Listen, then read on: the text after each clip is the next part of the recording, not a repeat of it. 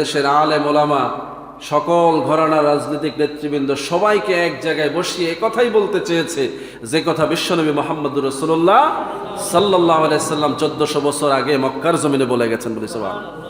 কারণ এছাড়া শান্তি আসার কোনো রাস্তা নাই, এই পথ ছাড়া পৃথিবীতে শান্তি কায়েম করার আর কোনো উপায় নাই। সকল প্রচেষ্টা ব্যর্থ হবে, সকল ক্ষমতা ধ্বংস হবে, একমাত্র মানবতার নবী মুহাম্মদুর রাসূলুল্লাহ সাল্লাল্লাহু আলাইহি সাল্লামের সুন্নতি শান্তি কায়েম করতে পারে বলে সুবহানাল্লাহ। আজকে আলেম ওলামারা এই পরামর্শই দিলেন যে দেশের অভ্যন্তরে মুসলমানরা শান্তি কায়েম করার জন্য, নিজেদের মধ্যে সম্প্রীতি ধরে রাখার জন্য যে ধৈর্যের পরিচয় দিয়েছে, ভারত সরকার এই ধৈর্যের পরিচয় দিতে ব্যর্থ হয়েছে।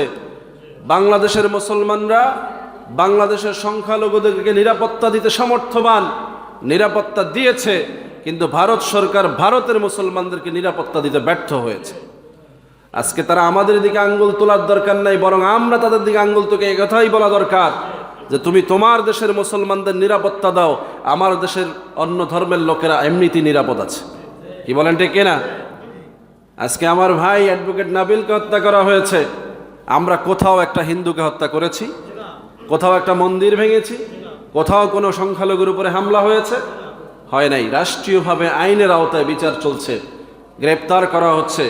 অথচ ভারতের জমিনে আমাদের মসজিদগুলোকে গুড়িয়ে দেওয়া হয়েছে।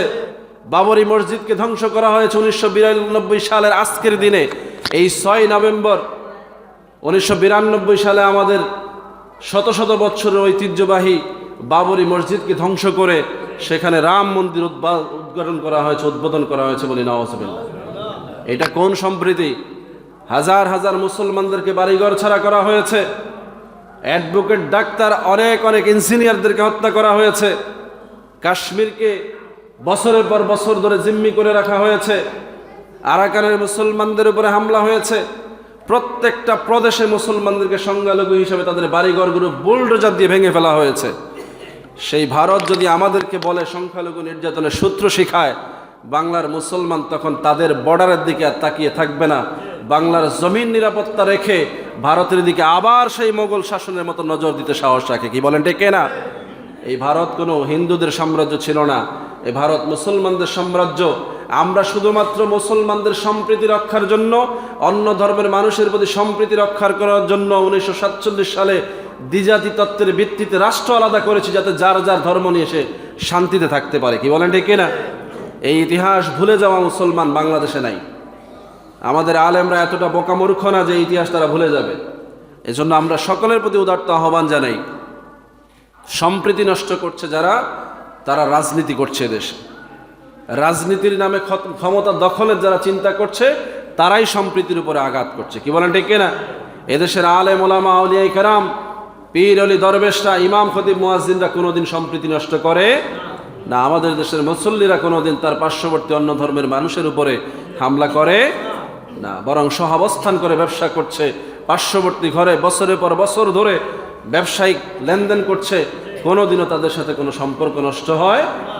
সেই দেশে আমাদের ভাইদের উপরে জুলুম করা হচ্ছে, আমাদের দেশের আভ্যন্তরীণ বিষয় নিয়ে ষড়যন্ত্র করা হচ্ছে, আমাদের রাষ্ট্র আমরা কিভাবে পরিচালনা করবো এ ব্যাপারে জ্ঞান দেওয়ার অপচেষ্টা করা হচ্ছে। কি বলেন ঠিক কিনা? এই জায়গায় আমাদেরকে বিশ্বনবীর সুন্নতের দিকেই আসতে হবে। কি বলেন ঠিক কিনা? রাসূলুল্লাহ সাল্লাল্লাহু আলাইহি সাল্লাম মদিনা রাষ্ট্র কায়েম করেছেন, সেখানে অন্য ধর্মাবলম্বীদেরকে শান্তিতে থাকার সুযোগ দিয়েছেন যতক্ষণ তারা রাষ্ট্রের আনুগত্য করেছে। কি বলেন ঠিক কিনা? রাষ্ট্রের অভ্যন্তরে থেকে যদি তারা রাষ্ট্রের বিরোধিতা করে, তাহলে রাষ্ট্রই তাদেরকে শাস্তি দিবে। কি বলেন ঠিক কিনা? আমাদের হাত দেওয়ার আগেই এদেশে যারা সংখ্যালঘু মনে করে নিজেদেরকে, তাদের সতর্ক হওয়া দরকার আছে না নাই? আমরা তাদেরকেও সতর্ক করতে চাই, দেশের মধ্যে অস্থিরতা তৈরি করে, অন্য দেশের দাদাদেরকে আহ্বান করে এদেশে অশান্তি করে তোমরাও শান্তিতে থাকতে পারবে? এজন্য আমরা তাদের প্রতি আমাদের উদাত্ত আহ্বান জানাই, তোমরা তোমাদের ওই দাদাদেরকে শাসন করো, বলো যে দাদা আমরা শান্তিতে আছি, ঝামেলা করেন না।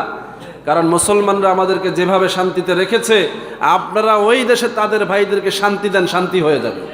কি বলেন ঠিক না? আমাদের আক্রোশ নাই, কিন্তু আমাদের অভিযোগ আছে। আমাদের প্রতিবাদ নাই, কিন্তু আমাদের মনের মধ্যে কষ্ট আছে।